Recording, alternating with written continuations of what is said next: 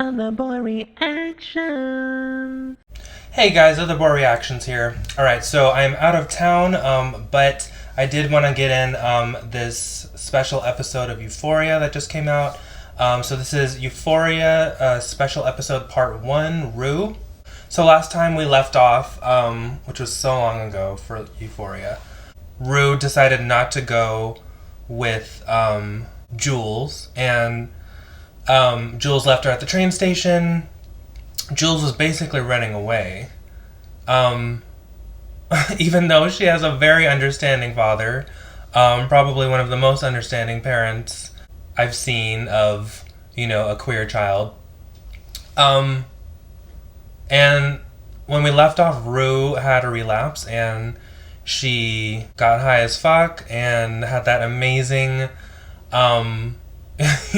trippy dance song scene. And then, she metaphorically just dropped and fell. And we have no idea what happened to her. But hopefully it's not like an OD situation. Are we going to find her in the hospital? I don't know. But yeah, it's been so long. So yeah, let's just get right into it.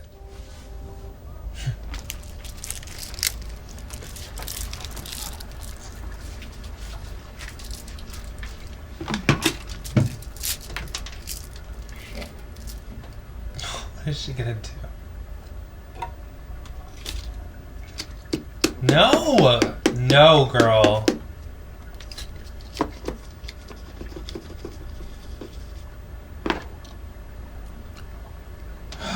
I'm not perfect, so I'm sane, though. I'm saner. I'm making sane decisions. Fuck. Rue. This is real. You're high. Shit. I feel like you're not listening to what I'm saying. Rue, God. I don't think you're listening to what you're saying. I feel like that's physically impossible. To what? Talk some bullshit? To not listen to what you're saying. Shit. Mm-hmm. You think you're hard? I'm harder. Right. You think you're tough? I'm tougher. You got clean and went to kill yourself? Same motherfucking story here. You wanna know why? I'll tell you why. Because you don't know how to live life. Fuck. You don't have the tools. You're too busy running around trying to bullshit everybody into thinking you're hard and you don't give a fuck, when in reality you give so much of a fuck you can't even bear to be alive. Fuck. So guess what? New rule. No more wasting my motherfucking time. You want to use, but the least you can do is be honest. Own that shit. Damn. Pancakes on Christmas Eve. Oh, Christmas. Despite the fact. Oh, Frank's? That's fucking in LA, or in Burbank. Well, they are living in Your California, daughters, right? Mm-hmm. Where are they? Different places celebrating with their families. You see them often? Martin is me. What? What? My name. Your name is Martin? Well, it used to be. What? Before I converted To what? to Islam. Ali, I'm super fucking confused right What's now. good? What am I, your Music, first you black converted. friend? What'd you think? I was actually from the Middle East. I'm from South Philly. Yeah, but you just don't. You don't look like a Martin. You just take the hat off. I didn't think so either. Do women ever convert to Islam? Yeah, why not? Very few. Rue, that's not what I was. There's nothing that makes me angry in that fucking argument. Hey, Right, no one can that's say not what I was anything saying. Because every time someone survives like a mass shooting or some terrible like, "Oh, fucking God outbreak, did it." they always say, I survived for a reason. God saved me for a reason. I have a What purpose. about when someone dies? And then I think to myself, like, okay, well, what you're saying is that your life is more important than that 6-year-old who died that day, or the newborn who died that day, or anybody fucking else who died that day. Your life has a purpose, right? I'm like, Well, thank you, Nike. And then you look at the price tag. And I pick up a pair of these sneakers and I look at the price. Yeah, tag, exactly, it says exactly. $139.99. Yes. And I'm like, Well, I fuck thought that. Nike loved me. Exactly. Appreciated me in my life. What happened here? And I look around the my store and I see a whole bunch of black people, also feeling good. I see a whole bunch of white people too, also feeling good. Why are you showing out like this? I don't like this.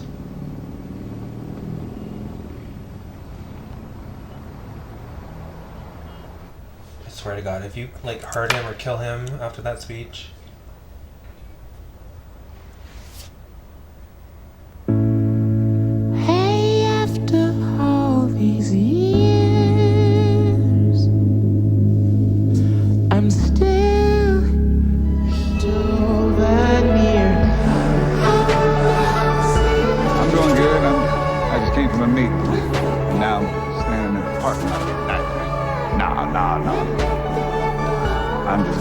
cakes with a kid I sponsor. God, I'm so nervous. I don't know why.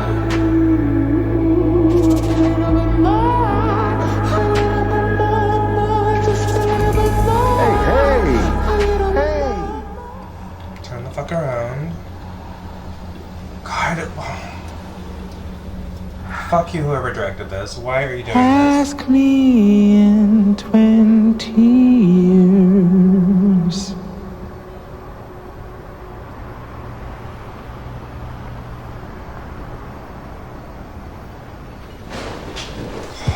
Fucking scared me. So weird. You got any more questions for me while I'm trying to count my tips? No, count them. I'm gonna throw a couple more in there later. You need to with your cheap ass. Yes! That's the truth right there.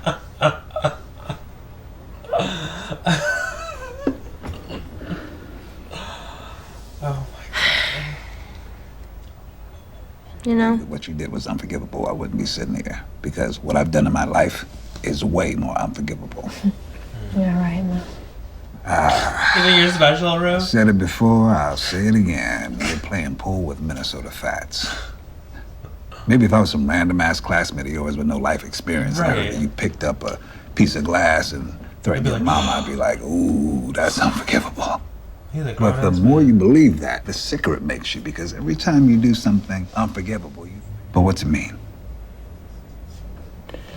Means I'm a piece of shit. No, it means Look the deeper. drug is I am. changing you. No, you're not. Look deeper. Holly, that sounds like a tagline for a dumb fucking movie. So just because it doesn't sound cool enough to you, you're gonna settle for being superficial? Right. That's unforgivable. Look deeper. What's it mean? That I'm violent to someone I love. Drugs and certain emotional disorders. You sure it's that? Not just because you're a terrible person? I mean, because it could just be because you're a piece of shit. No, it's not that. I mean, because there's a lot of people with drug issues and emotional issues that don't threaten to kill their mothers. Yeah, no, I know. But you did. And your punishment, the sentence you've given yourself is that you, Rue Bennett, are beyond forgiveness. That punishment is way too harsh and it's also way too easy. Because I think you're like a good person. And I just couldn't imagine you like doing something terrible.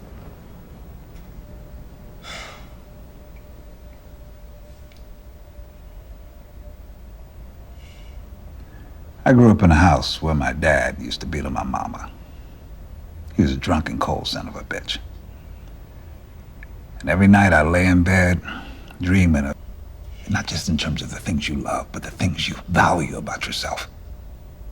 And every compromise you make, every moral line that you cross, you'll go further and further until you don't recognize who the fuck you are. And that list of racing thoughts, that list of unforgivable things, it grows longer and gets uglier. The value of two people sitting in a diner on Christmas Eve, talking about life, addiction, loss. You don't want to be a part of it, Will, because you care about the big things in life. I don't know if I care about the big things in life. Come on, now, of course you do. You obviously don't care about the small things. How many times did they have to film that?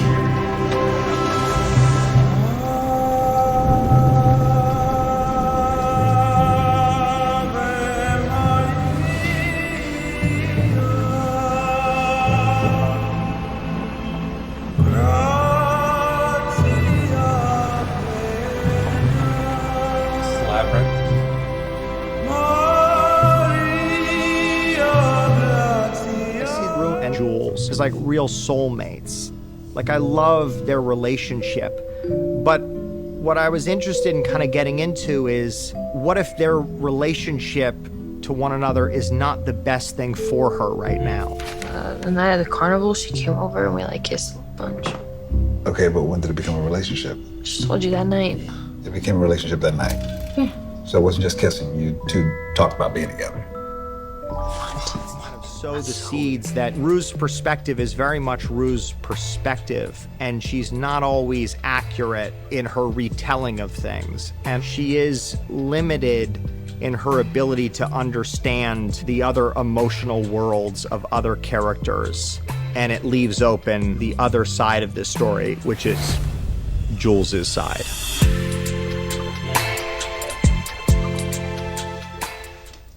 Wow.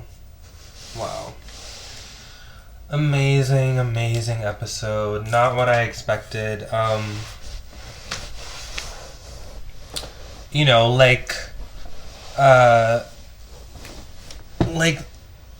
they said, Coleman Domingo and I think Sam Levinson both said that they were expecting, you know, to do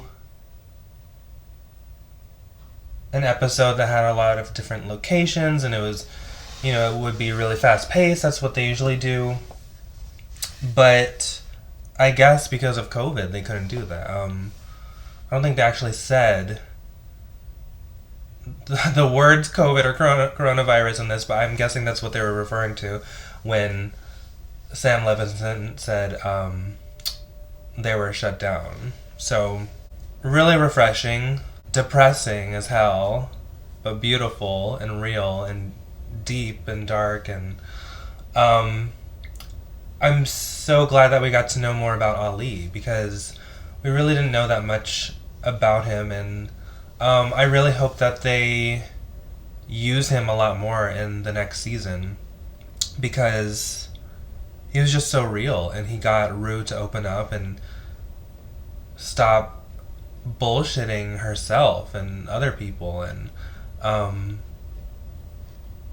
I like that it didn't have, you know, like this cookie cutter happy ending, like, you know, we have this amazing conversation and we both open up and we both, you know, have demons and we discuss, you know, our dark parts and we cry, and then, you know, we go home and we have a great Christmas. Like, no. It was still unresolved, because she will constantly be in recovery. For the rest of her life, she will be in recovery. And so will he. And so will everyone, but them especially, because they're addicts. So, it's even harder. It's 10 times harder. 100 times harder. But they both had amazing monologues. So fucking good. Like when Rue was talking about the state of the world, and how she said it's ugly, and how she's like, you know, something like, I guess everyone is just okay with it, okay with the anger, and trying to make people be less human, feel less human. She said some amazing things. Sam Levinson, beautiful writing. And it's, what makes it so much richer is he actually knows what he's talking about, because he is an addict himself. You know, a recovering addict himself. So, and I think he said that he wrote, like, he is Rue, basically. And I think he originally was going to make the character male. But I like that he made Ali's character, even though he's this wise older man who does have a lot of life experience and knows his shit, but he's not perfect either. Far from it. And I love that he opened up and said that, you know, he used to beat his wife, even though he swore to himself that he would never do what his own dad did, and he ended up doing the exact same thing. This vicious cycle of abuse and addiction, and it's like, how do you get out? And it's not even that was his situation, but hers was completely different. She had amazing parents, and she still became an addict. So clearly, it's chemical. It's genetic. Some people, I guess, just have a predisposition for that. And on top of that, her dad died. Maybe it's just trauma. I mean, trauma obviously has to have a big role. But I thought it was so sad how she just kept saying, I honestly don't think I'm going to be here that long. So she's probably thinking, like, why even bother? Why even fucking bother?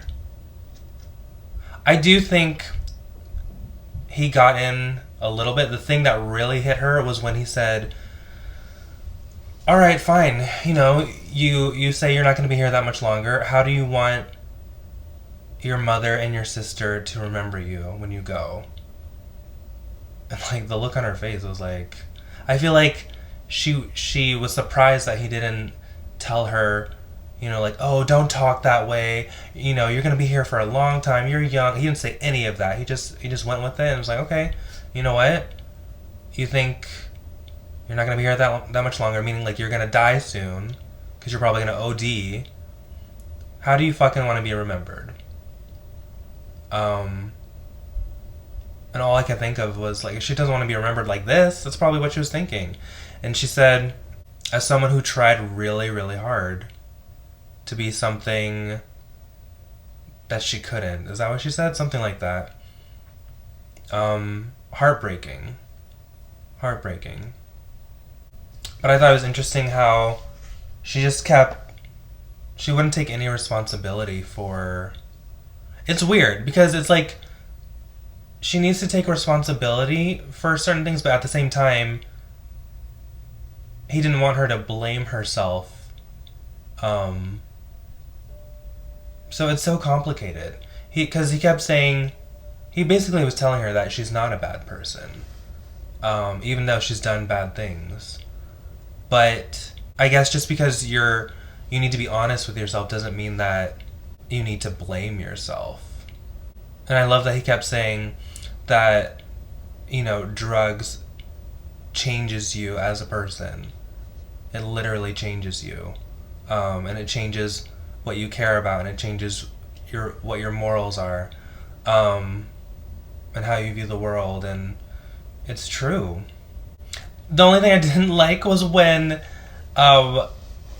you know, they were showing Ali out in the parking lot, and, you know, I could tell that Sam Levinson was trying to... He had to find ways to keep things moving, because the episode was so... it was a slower episode, and they only had one location, so... He would find, you know... to me, it felt odd camera movements that I would typically see in a scene where someone was about to get jumped or murdered or assaulted. It's like, so I was so afraid for all. Plus, he and Rue had just had, like, an amazing conversation, and he was really inspirational, saying all these inspirational things, and I could just see in my head, like, okay, well, this is the part where he dies. After that, you know, like, I've been trained to think that way, and combined with the way it was shot, it was just very uncomfortable. Maybe that wasn't Sam Levinson's intention, but it was just very odd to me. I wonder if any of you felt the same way, or maybe it's just me, but... And the fact that he was on the phone with his family, who, you know, obviously they have a strained relationship, but I think he was just grateful that they picked up the phone. That's how I felt. I felt like he was just grateful that they picked up the phone.